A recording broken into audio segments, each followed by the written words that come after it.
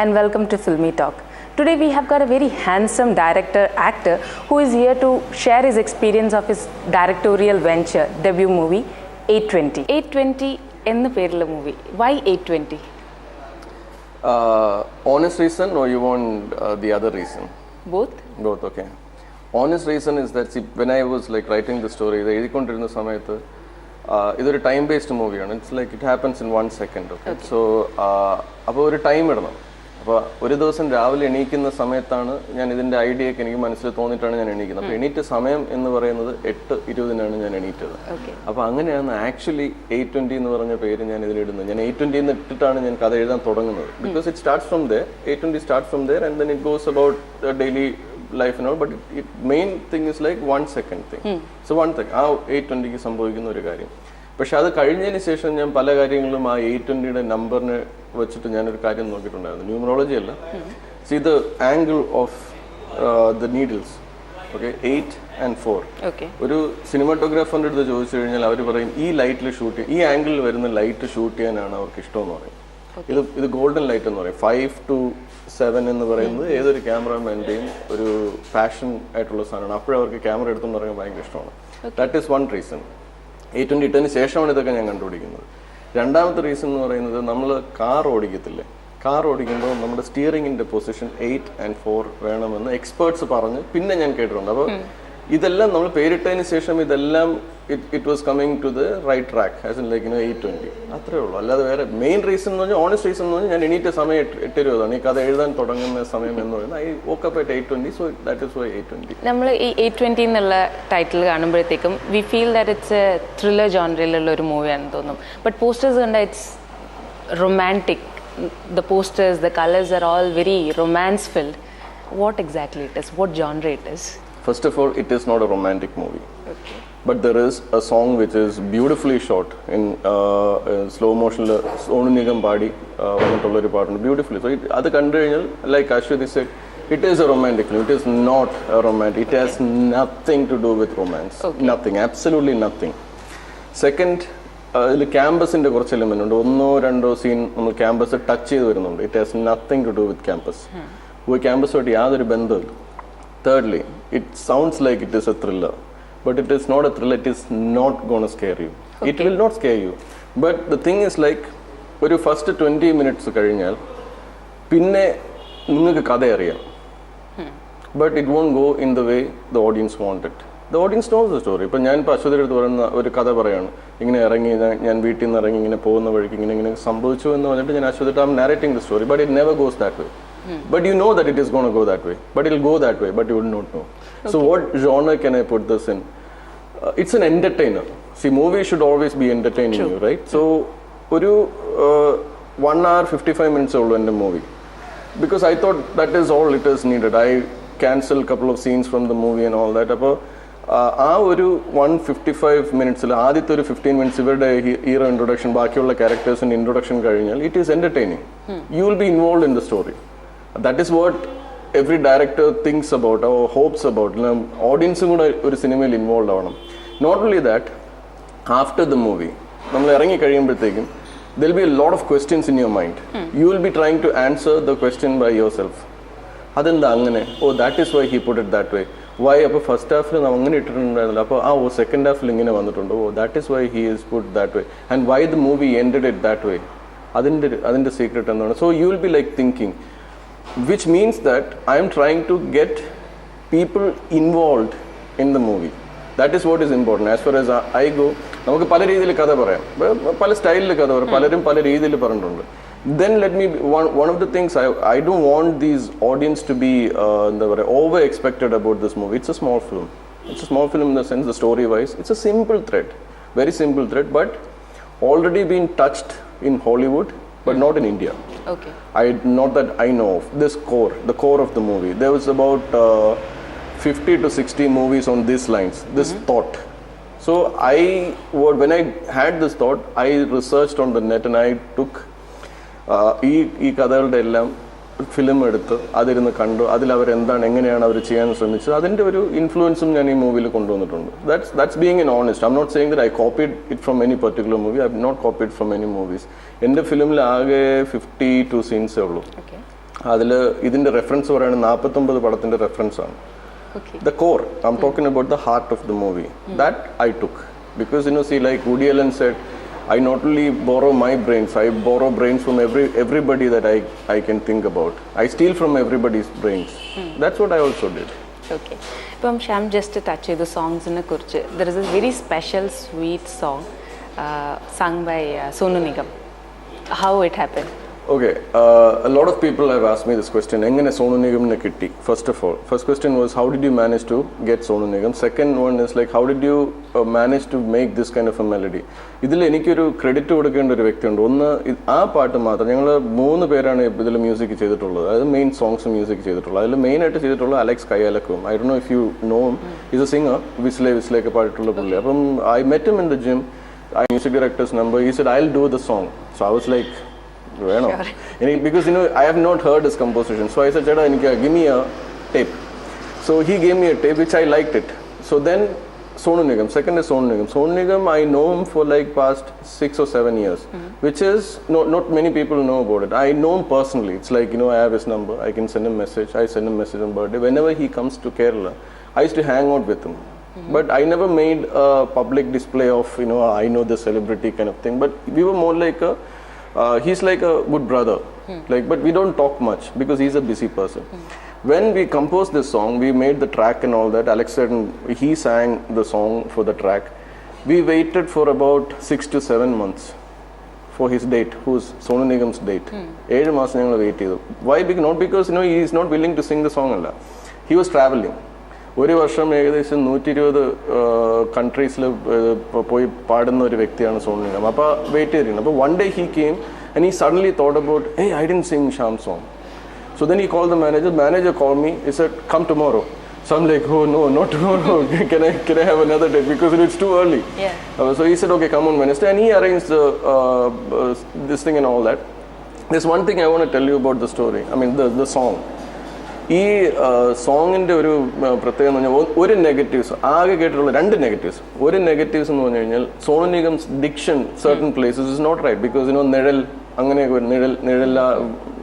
നിഴൽ വീഴും വഴികളിൽ ബിക്കോസ് ടു റാ comes into the picture right. So അത് കറക്റ്റായിട്ടില്ല. അതെന്തുകൊണ്ട് ഒരു മലയാളിയെ കൊണ്ട് പാടിച്ചില്ല. See first of all in the movie the song we're in a different place. We are portraying it as Sonu Nigam is singing the song. Okay. Sonu Nigam is actually singing the song, so it should sound like Sonu Nigam.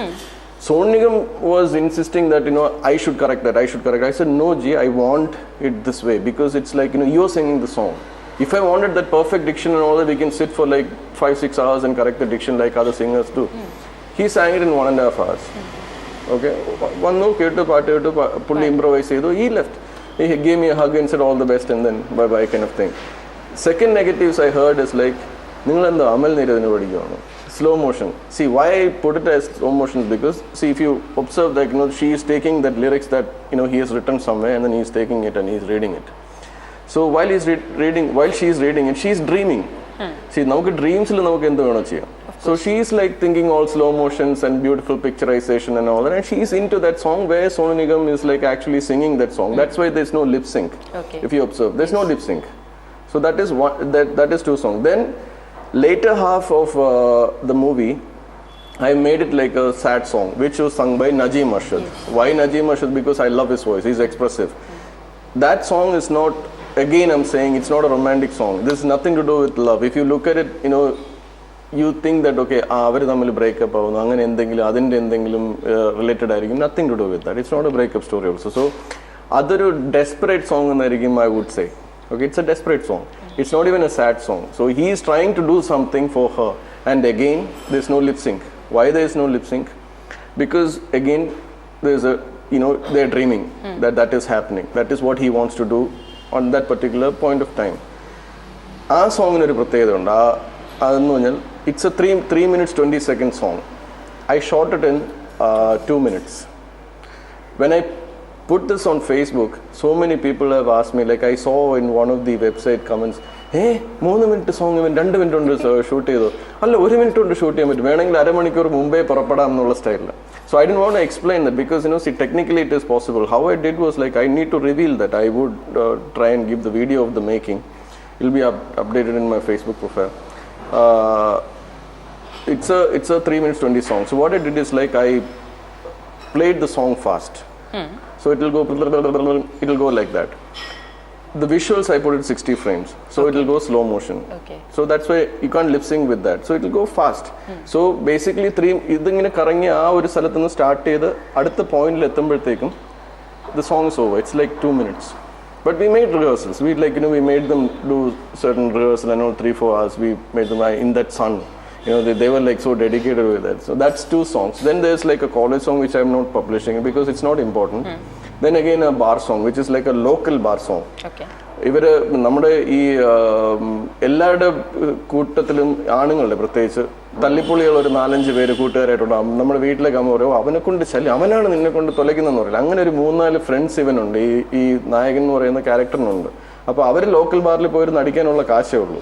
അപ്പോൾ അവിടെ പോയിരിക്കുമ്പോൾ ഇവനെ കൊണ്ടൊരു പാട്ട് പാടിക്കുന്നതും അവിടെ ഒരു local ബാറിൽ സെറ്റപ്പിൽ ഒരു പാട്ട് വേണം നമ്മൾ തീരുമാനിക്കും. അത് ഈ സിനിമയായിട്ട് ആ ഒരു പർട്ടിക്കുലർ സിറ്റുവേഷന് വേണ്ടിയിട്ടാണ് ആ സോങ് ഇരിക്കുന്നത്. അല്ലാതെ വേറെ ഒരു നമ്മൾ ഫോർമുലാസ് പറയല്ലോ, സിനിമയിലെ ഫോർമുലാസ് ഇന്ന സൈഡിൽ ഒരു സോങ് പ്ലേസ് ചെയ്ത് കഴിഞ്ഞാൽ ഓസം ആയിരിക്കും എന്ന് പറഞ്ഞിട്ട് സോങ് പ്ലേസ് ചെയ്യുന്ന ഒരു ഫോർമുല ഉണ്ട്. ഇത് അങ്ങനെയൊന്നുമല്ല. ആ ഒരു പർട്ടിക്കുലർ സിറ്റുവേഷനിൽ ദാറ്റ് സോങ് വാസ് നീഡഡ്.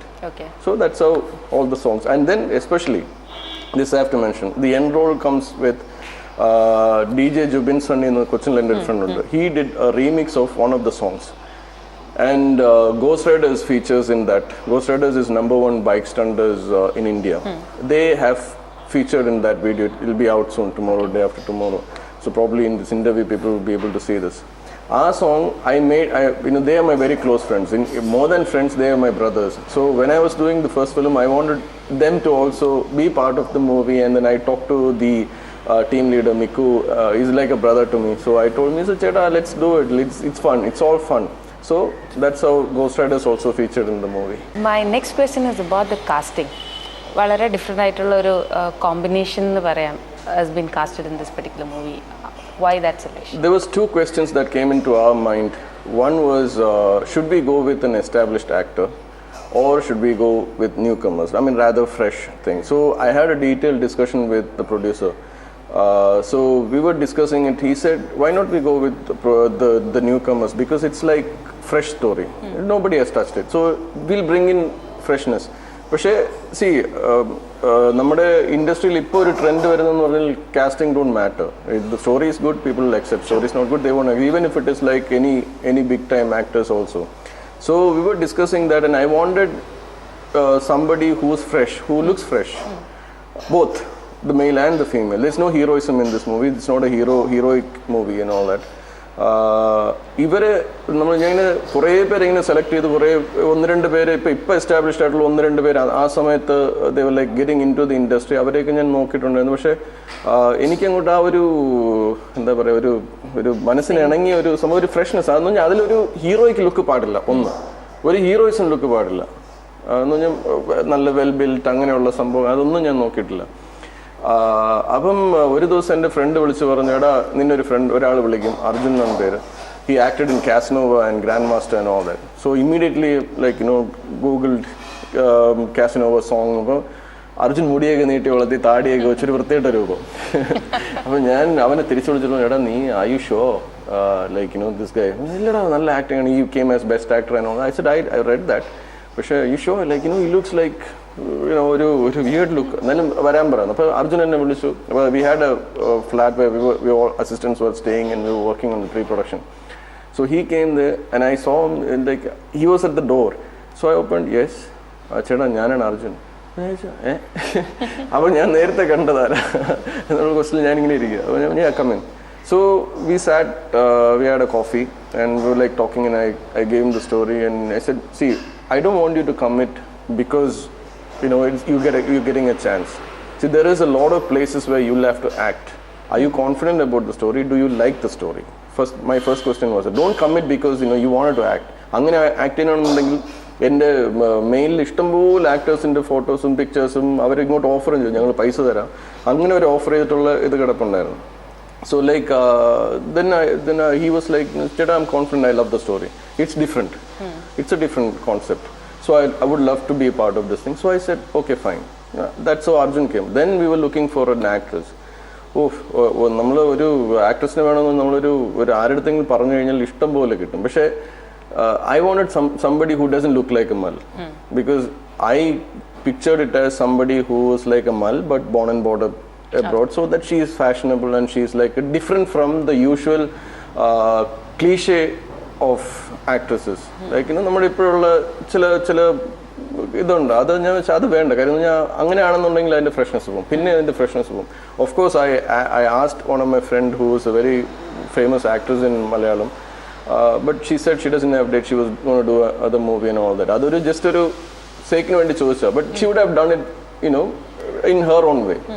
അപ്പം സുധൻ അവന്തികയുടെ ഫോട്ടോ എനിക്ക് കിട്ടി. അപ്പോൾ എനിക്ക് കുറേ ഈ ഏറ്റവും എല്ലാ ഡയറക്ടേഴ്സിൻ്റെ പേടി സ്വപ്നം ഒരു ഫോട്ടോ ആരുടെടുത്തെങ്കിലും അയക്കാൻ പറഞ്ഞാൽ അതിൻ്റെ ബാക്കിൽ ഫോട്ടോഷോപ്പ് ചെയ്ത് കംപ്ലീറ്റ് വെടിയും പുകയൊക്കെ ആയിട്ട് വെച്ച് തരും. അപ്പോൾ ആളിൻ്റെ ഫേസോ അല്ലെങ്കിൽ ആളുടെ ഒരു ക്യാരക്ടറോ നമുക്ക് അതിലൂടെ പറ്റില്ല. അപ്പോൾ ഞാൻ immediately I called them and I said, I don't care what you're wearing right now, just take a photo and then send it to me. I want a candid picture. Okay, so then it's a normal picture. So I'm like, okay, she's tall, ഇതിന് പറ്റിയൊരു ഇതായിട്ട് വരും. അപ്പോൾ so then I called up and I told her the story. Initially she didn't understand anything. Honest ആയിട്ട് പറയണം, ഒന്നും മനസ്സിലായില്ല. പിന്നെ വന്നപ്പോഴത്തേക്കും I gave the script, I made her understand that this is what I want, this is what I want. So that's how the casting. Then I introduced a couple of people like Anup Bawlen. He's a very good actor. He's a coming up actor to do comedy with combination with Biju Gutan. Biju Gutan's character വന്നെന്ന് പറഞ്ഞു കഴിഞ്ഞാൽ എല്ലാവരുടെ friendship ഗ്രൂപ്പിലും ഞാൻ പറഞ്ഞില്ല ഒരു തല്ലുള്ളി ഉണ്ടാവും. എനിക്ക് എൻ്റെ ഫ്രണ്ട്സിൽ ഒരു 4-5 പേരുണ്ട് എന്ന് പറഞ്ഞാൽ കണ്ടു കഴിഞ്ഞാൽ തല്ലിപ്പോവും. അങ്ങനത്തെ സ്വഭാവമുള്ള 1-2 പേരുണ്ട്. ഒന്നിനെ പറ്റി ഒരു വെറിയിടല്ല. അപ്പം അങ്ങനെ ഒരു ഗ്രൂപ്പ് ഓഫ് ഫ്രണ്ട്സിൽ ഇവർ രണ്ടുപേരെയും കൂടെ ചേർന്ന് Anup Bawlen is like a coming up actor. He's good. So that's how the casting came about. And very very few characters.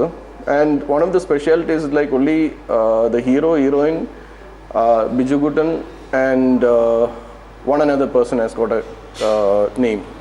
Where ആർക്കും പേരില്ല, സിനിമയിൽ വേറെ ആർക്കും പേരില്ല. Which means that they are part of the story, they come and they go. There's no closures. Usually they say that when നമ്മളൊരു ക്യാരക്ടറിനെ introduce ചെയ്യുമ്പോഴത്തേക്കും we should close it.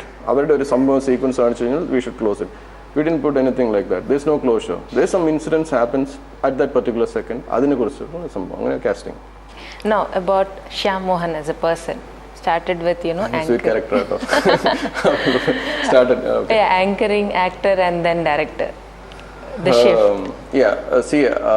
Basically even while I was a kid, my parents knew that ഞാൻ എൻ്റെ വീട്ടിൻ്റെ ഫ്രണ്ടിൽ ഈ ചെടികളൊക്കെ പിന്നെ അവിടെ പോയിട്ട് ഞാൻ ഓട്ടോഗ്രാഫ് സൈൻ ചെയ്തു ചെടികൾക്ക് കൊച്ചിലെ 2ാം ക്ലാസ്സിൽ. One of the good things my dad does to me was like Saturday, Sunday ഞങ്ങളുടെ വീടിൻ്റെ അടുത്ത് കൊച്ചു 2 തിയേറ്റേഴ്സ് ഉണ്ട്. എല്ലാ സിനിമയും കാണാൻ പറ്റുള്ളൂ. ഉച്ചയാകുമ്പോഴത്തേക്കും അച്ഛൻ സിനിമ കിട്ടും. സിനിമയുടെ അത് ഇന്ന സിനിമ എന്താണല്ലോ അത് അടിയൊക്കെ ഉണ്ടാച്ചോ ഓക്കെ പറ്റും. എന്നിട്ട് ഞങ്ങൾ will go. I started watching movies then. 2ാം ക്ലാസ്സിൽ പഠിക്കുമ്പോൾ ചേട്ടനും ഞങ്ങളുടെ കുറച്ച് ആൾക്കാരെല്ലാം കൂടെ പോയിട്ട്. So that time itself I wanted to be in the media, and everybody who knew about me knew that I was a media person. But there are certain things you got to do in life. There's a basic education, then the people that you have to meet, contacts ഉണ്ടാക്കണം, അങ്ങനെയുള്ള basic ആയിട്ടുള്ള ഒരു life journey ഉണ്ട്. So ആ ജേർണിയിൽ കൂടെ പോയതിൻ്റെ ഭാഗമാണ് ഞാൻ ആങ്കറിങ് വന്നു. ഞാൻ ആ സമയത്ത് I was doing cinematography course in Shivans Institute. So ആ സമയത്ത് എനിക്ക് I wanted an extra income. Also I wanted to make contacts with the existing people in the industry. So അങ്ങനെ എനിക്ക് ഒത്തിരി ഓപ്പർച്യൂണിറ്റി എനിക്ക് ചാനൽ വഴി കിട്ടി. ഞാൻ മിക്കവാറുള്ള എല്ലാ ചാനലിലെ ആൾക്കാരുമായിട്ട് ഞാൻ എപ്പോഴും ഭയങ്കര ഫ്രണ്ട്ലിയാണ്. അങ്ങനെ വിജയ് ചെയ്തു. പിന്നെ ആക്ടിങ്ങിൻ്റെ ഒരു തോന്നുന്നു, അതായത് മേജർ രവി സാറിൻ്റെ മിഷൻ 90 ഡേയ്സിലാണ് ഞാൻ ആദ്യം തലവെക്കുക. അതിന് മുമ്പ് ഞാനൊരു ചിൽഡ്രൻസ് ഫിലിം ചെയ്തു ശിവൻ സാറിന് വേണ്ടിയിട്ട്. ഞാൻ പഠിക്കുമ്പോഴത്തേക്ക് ഒരു എക്സ്പെരിമെൻ്റൽ ഒരു സാധനം എനിക്ക് എന്നുകൊണ്ട് അഭിനയിക്കാൻ അറിയുമെന്ന് അറിയണ്ടേ. അപ്പോൾ മനസ്സിലായി എന്നെ കൊണ്ട് അഭിനയിക്കാൻ പറ്റില്ല എന്നുള്ളത് എനിക്ക് മനസ്സിലായി. അപ്പോൾ അങ്ങനെ മിഷൻ 90 ഡേയ്സിൽ ഞാൻ രവിയേട്ടനെ കണ്ടപ്പോഴത്തേക്ക് ഞാൻ രവിയേട്ട എനിക്ക് ചേട്ടൻ്റെ കൂടെ വർക്ക് ചെയ്യണം. ഞാൻ ആക്ച്വലി പറഞ്ഞതെന്ന് പറഞ്ഞാൽ എനിക്ക് അസിസ്റ്റ് ചെയ്യണം എന്നാണ് പറഞ്ഞത്. He took it as like അഭിനയിക്കട്ടെ, അഭിനയം നീ അനിയനെ വിളിക്കൂ എല്ലാം പറഞ്ഞിട്ടുണ്ട്. സോ ഐ കോൾ കണ്ണേട്ടൻ. ഈ സെറ്റടാ നിന്നെ വിളിക്കും. അപ്പോൾ ഇത് സിനിമ തുടങ്ങുന്ന സമയമായിട്ടും വിളിക്കുന്നില്ല എന്നെ. ഞാൻ ഇനിയിപ്പോൾ എങ്ങനെ. അത് കഴിഞ്ഞിട്ട് ഒരാൾ എന്നെ വിളിച്ചിട്ട് എൻ്റെ ഡ്രസ്സിൻ്റെ അളവൊക്കെ എടുത്തു. അപ്പം ഞാൻ എന്തിനാ സിനിമ ദൈവം പട്ടാളം ഫിലിമായിരിക്കും, അപ്പോൾ ചിലപ്പോൾ ഈ ക്യാമഫ്ലാഷൊക്കെ ഇട്ട് നിൽക്കേണ്ടി വരുമോ എന്നൊക്കെ ഉള്ള ഇതായിരുന്നു. പിന്നെയാണ് ഞാൻ അറിയുന്നത് എന്നെ അഭിനയിക്കാൻ വിളിച്ചതാണെന്നുള്ളത്. അങ്ങനെ മിഷൻ 90 ഡേയ്സ് അഭിനയിച്ചു. പിന്നെ അത് കഴിഞ്ഞിട്ട് ഉണ്ണിയേട്ടൻ ബി ഉണ്ണികൃഷ്ണൻ ഒരിക്കൽ എന്നെ വിളിച്ചിട്ട് പറഞ്ഞു, എടാ ഞാനൊരു പടം തുടങ്ങുന്നു നാളെ, നിനക്ക് അഭിനയിക്കാൻ താല്പര്യമുണ്ടോ? ഞാൻ പറഞ്ഞു ചേട്ടാ എനിക്ക് 2 പ്രശ്നങ്ങളാണുള്ളത്. അപ്പോൾ എന്താ നിൻ്റെ 2 പ്രശ്നം? ഞാൻ പറഞ്ഞു, ഒന്ന് എൻ്റെ കയ്യിലൊരു മാർക്കുണ്ട്, മിഷൻ ആൻഡ് ഡേയ്സിൽ ഒരു ആക്സിഡൻറ്റ് പറ്റിയിട്ടുണ്ട്, ഒരു ബോംബ് ബ്ലാസ്റ്റിൽ ഒരു ആക്സിഡൻറ്റ് പറ്റിയിട്ടുണ്ട്, അപ്പോൾ കയ്യിലൊരു മാർക്കുണ്ട്, അതെനിക്ക് പ്രശ്നമല്ല. നിൻ്റെ 2ാമത്തെ പ്രശ്നം എന്താ? ഞാൻ പറഞ്ഞു, എനിക്ക് അഭിനയിക്കാൻ അറിയില്ല. അപ്പോൾ ഞാൻ ചിരിച്ചിട്ട് പറഞ്ഞു, എടാ എന്നെ എത്രയോ പേര് വിളിച്ചിട്ട് അഭിനയിക്കാൻ ഒരു ചാൻസ് തരും ചോദിച്ചു. ആദ്യമായിട്ടാണ് ഒരാൾ പറയുന്നത് എനിക്ക് അഭിനയിക്കാൻ അറിയില്ല എന്ന് പറയുന്നത്. എന്നിട്ട് ഞാൻ പോയി ഐ ഡിഡ് വെൽ. പിന്നെ രാജു ആണെങ്കിൽ കുറെ കളിയാക്കിയിട്ടുണ്ട്. ഇതെല്ലാവർക്കും അറിയാം, ഞാൻ എന്നെ കൊണ്ട് ഈ ഡയലോഗും അഭിനയവും കൂടെ ഒരുമിച്ച് വരില്ല എന്നുള്ളത് എല്ലാവർക്കും അറിയാം. പക്ഷെ എന്താ പറയുക, രാജുവൊക്കെ എന്നെ കളിയാക്കി റെഡി ആയിട്ട് ഒരു ഷോട്ടിൽ സജഷൻ വെച്ചിരിക്കാം. അപ്പോൾ ഞാനൊരു ഡയലോഗ് പറയണം, അപ്പോൾ ഞാൻ ഫ്രെയിമിലേക്ക് വന്നിട്ട് വേണം പറയാനായിട്ട്. അപ്പം രാജു ഇങ്ങനെ ഫ്രണ്ട് ഇരുന്നിട്ട് മോഹം കൊണ്ട് ഇത് കാണിക്കുക.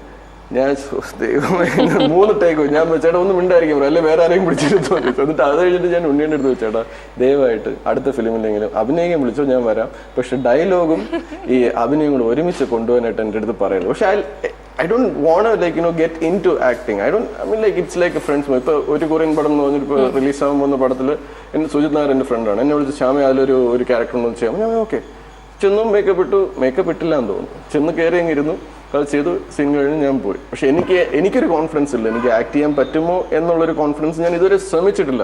I was into direction and camera, അതിന്റെ ഡീപ്പായിട്ടുള്ള തലങ്ങൾ ഞാൻ അന്വേഷിച്ചുകൊണ്ടിരിക്കും. ഇപ്പം നല്ലൊരു ക്യാരക്ടർ എന്നെ കൊണ്ട് ചെയ്യാൻ പറ്റുമെന്ന് ഒരു ഡയറക്ടറിന് തോന്നുകയാണെങ്കിൽ I would go into that and then I'll find out about what is the details of acting and then I'll go to it. That's the transition. Next directorial areas are ഒരു Kannada film, it was almost okay but that's stalled till April or May. അപ്പോൾ ഞാൻ വിചാരിച്ചത് ഞാൻ ആദ്യം ഈ കൊച്ചു ജനിച്ചിട്ട് ആൾക്കാർ എന്താ പറയുന്നത്, കൊച്ച് സുന്ദരനാണോ സുന്ദരനല്ലയോ എന്ന് പറയട്ടെ, അതിനുശേഷം നമുക്ക് അടുത്ത പ്ലാനിനെ കുറിച്ച് ചിന്തിക്കാം എന്നുള്ളതിൽ നിൽക്കുകയാണ്. ഓക്കെ, അപ്പോൾ നവംബർ 28 വേണ്ടി ആകാംക്ഷയോടെ വെയിറ്റ് ചെയ്തുകൊണ്ടിരിക്കുകയാണ്.